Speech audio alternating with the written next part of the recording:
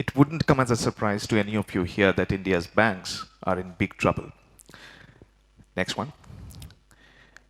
Together, scheduled commercial banks in the country are sitting on non-performing assets of 10 trillion rupees. To put that number in perspective, if you look at the final bar in the top chart, then 1 out of 8 rupees that you see there has become an unpaid loan for more than 90 days, which is when a loan gets classified as a non-performing asset or an NPA. Now, how big is that number? That number is actually equal to the entire stock of agricultural and allied activity credit in the country, which is what the farmers and the fishermen owe to the banks. Now, that's not all. On top of this 10 trillion rupees, there is another 4.5 trillion rupees, which is also overdue, but not yet for 90 days. Now, conservatively speaking, about 1/3 of that, or 1.5 trillion rupees, is bound to become an NPA. This is a conservative estimate because the power sector alone is probably going to generate more than that, stranded power projects. So, taking that number as 1.5 trillion, we still have a number which is going to be exactly equivalent, or actually slightly more than what the microcredit, education, and export credit sectors owe all India's banks at the moment. In other words, if you want to think about what a handful of corporate borrowers have done to the banking system in the country, it is almost like thinking about what would happen if all our farmers, all fishermen, all our small entrepreneurs, the microcredit borrowers, all our students, they decided to repay a single rupee of their loans. Now, that is the extent of the problem. And I'm still not done, because over the past 3 years, a little more than 3 years, banks have written off loans amounting to 2.4 trillion rupees. So, written off meaning it's no longer a part of the gross assets. It's gone from the NPA also, not in the numerator, not in the denominator. Now you add all three numbers, 10 trillion rupees of gross NPAs, 2.4 trillion written off, and a third of 4.5 trillion rupees that's likely to become NPA, and you're approaching 14 trillion rupees. That's $200 billion. Now, how large is that amount? Next, please. That's actually 8% of all resident savings in the country. 8%. Now, savings, whether they are current account savings by businesses, or savings account savings of normal individuals, or whether they are fixed account time deposits, they all have to be honored. Now, a mere suggestion in a bill which was being proposed by the government to take or bail in uninsured deposits of more than 100,000 rupees and hijack that to use as equity capital for troubled banks, just that mere suggestion led to such public uproar that the entire financial resolution plan, that entire bill, had to be dumped. Therefore, the public's mood is clear. Depositors cannot be shortchanged. Assets need to be sweated better. Taxpayers are also no longer in the mood to go on giving capital to banks whenever they manage to deplete whatever they begin the year with. So what is then the way out? Next, please. I'm in front of you today because as a financial columnist, I think and write a lot about borrowing and lending, which are inextricably linked to questions of growth and prosperity, topics that you care more deeply about, or at least as deeply about, as I do. So the question, therefore, is that if we are not getting the bang for our bucks from public sector banks, then why do we still need them? Next, please.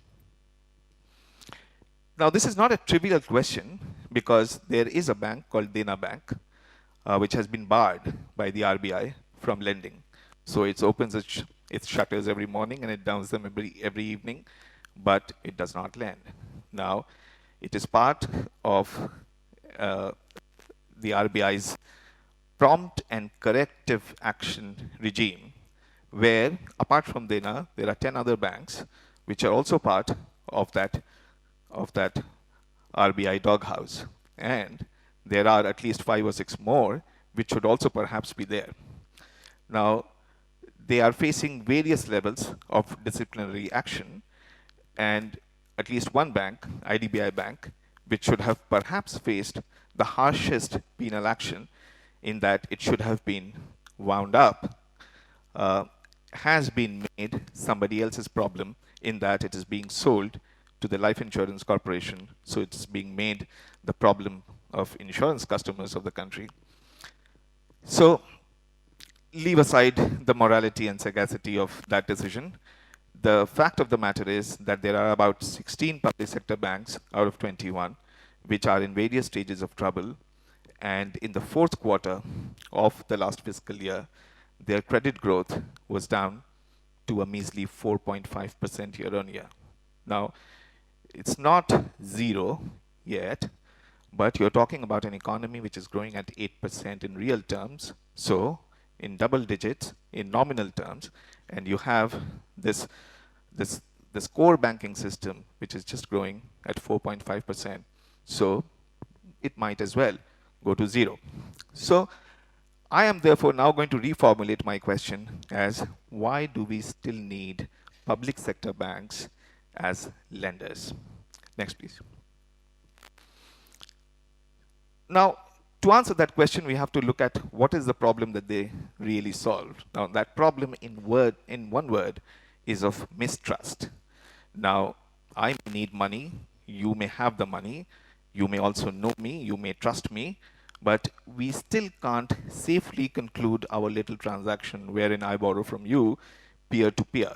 We can't do that because if I give you an IOU, you can't take my IOU to load up your Paytm wallet. You can't take it to spend it, on goods and services that you buy from Amazon or Flipkart. You can't use it for anything at all because apart from you, nobody else trusts me. So my IOUs do not circulate. Now, a State Bank of India debit card is a different matter altogether. A State Bank of India bank draft or cashier's check is a different matter altogether. Bank IOUs circulate. Now, banks are special. Their circulating IOUs are almost like blood in the economy. Now, where is this blood in the economy? If you want to see, then look at the top right chart. Now, PSU banks together, even now, have a 78% share of all bank deposits.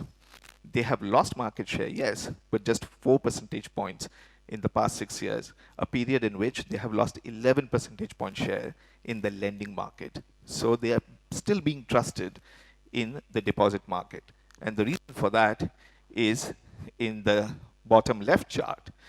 If you see business deposits, which is the current deposits, the third bar, then that is pretty much concentrated in metropolitan regions of the country. But if you look at savings account deposits, people of, money of people like you and me, then that is not entirely or even mainly coming from the metropolitan region. That is actually coming from all kinds of smaller cities and towns. Therefore, these banks have a deposit franchise which is unparalleled, and they are therefore getting trusted in the country for deposits, but they are doing a bad job when it comes to lending. Next, please. Now, the lending landscape has also changed and changed dramatically. Just take the case of microcredit. Now, you have all kinds of institutions that are doing microcredit, institutions that did not exist until even a couple of years ago. And the share of banks, therefore, is still important because there are There are institutions like Bandhan Bank, which used to be an NBFC MFI, but are now banks. But PSU bank share is going down. And the question that's increasingly being asked is, do we really need them to drive the agenda of financial inclusion? Next, please. Okay. Now, ignore the payment banks on the right because they do not lend. But look at this new category called small finance banks. Now, they are doing a great job when it comes to lending because they have the data on their customers. They know exactly how to do cash flow based lending. They know who is going to be able uh, to repay a loan. They also know who's going to be more willing than others to repay a loan. Now they have that expertise which state-run banks lack. But their problem is in deposits, because when they start accepting deposits, they have to be in the more expensive parts of metropolitan areas because that's where bulky business deposits are, right? Or they have to also go and expand in rural areas. ATM networks cost a lot of money. Putting, English-speaking expensive people behind counters also cost money. And that is not really their game. Taking deposits is not their game. So they are expert on the lending side. They are specialists. But taking money from people, a large number of people, is not their game. Next. So, next please. So therefore, we come to the question of what happens if we merge the two propositions.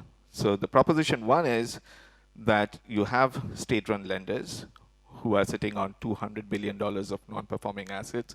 They have made a hash of lending. But they are being trusted by depositors and will be trusted in the foreseeable future, so they will have the deposits. On the other hand, you have specialist lenders who will, from what we have seen so far, they will be able to manage the lending side of things better. They will be able to manage frauds better. 93% of all frauds, according to the RBI, originate from public sector banks, and 90% of all non-performing loans as well. So how do we marry the two propositions? One idea for that is securitization. Next, please. Now, don't get confused by this very confusing chart. All that's happening here is that you have a bundle of retail loans, which is being put by the originator of those loans, the specialist lender, into a special purpose vehicle, which will stand even if the seller of those loans were to go bankrupt. And this special purpose vehicle will then issue securities of various risk return parameters that can be sold to investors. And these investors are more likely than not going to be the banks which have deposits to invest. And there will be a trust which will manage the SPV. RBI has some regulations about minimum retention ratio because it wants the seller to have some skin in the game so that it does not just take some junk loans, packages them, and sells them off to unsuspecting banks, because that will lead to more problems down the line. Next, please. What is the status of securitization in India? Now, if you look at FY18, you see a dip. Now, that is because of two things. One, demonetization. We had an episode whereby for a company like, let's say, Jana Lakshmi Financial Services, in January, their 90-day overdue loans were just 1% of the portfolio. By just in a few months, that 1% number had shot up to 27%. So obviously, there were losses suffered by investors. Then there was a lack of clarity around GST rules for securitization.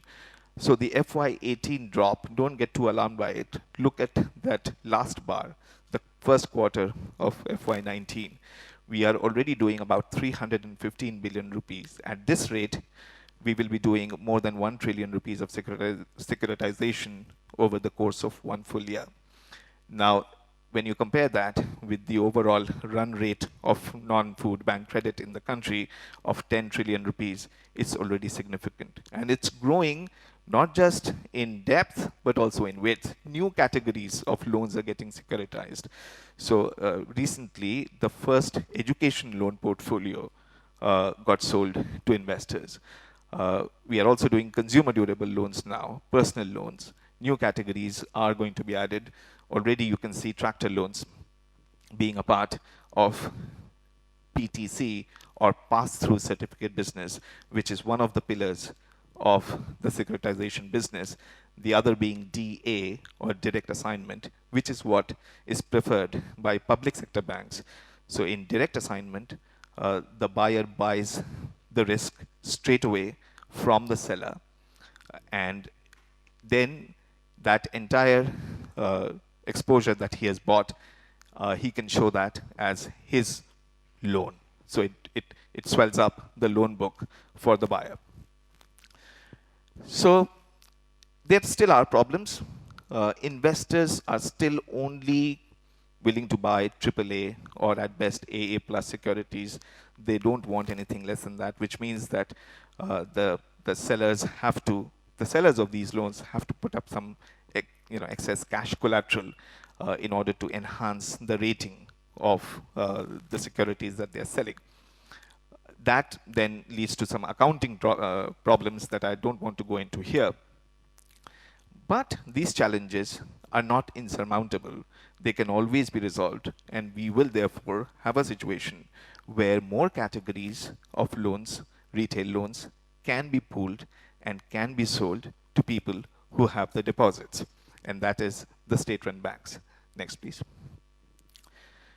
So the way forward, as I see, is that all your large ticket corporate borrowing is mostly going to shift towards bond markets, and your small ticket retail loans, including microcredit, is going to be done by, increasingly being done by securitization, meaning the loans will originate from specialist lenders, and state-run banks will have a yes-no decision to take over a pool of securitized loans that will be brought to them, and they will have to decide whether they want to buy an exposure to that or not.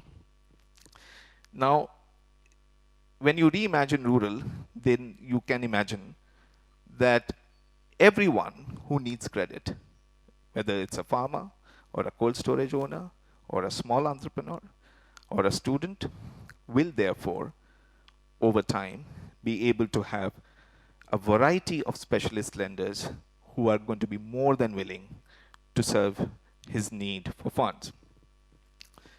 And the public sector banks, for whom the only other option is privatization, given the hash that they have made of their lending, these public sector banks, therefore, will be able to survive without being privatized, because privatization, again, is perhaps not the panacea, given what we have seen in newspapers about governance problems at private sector banks.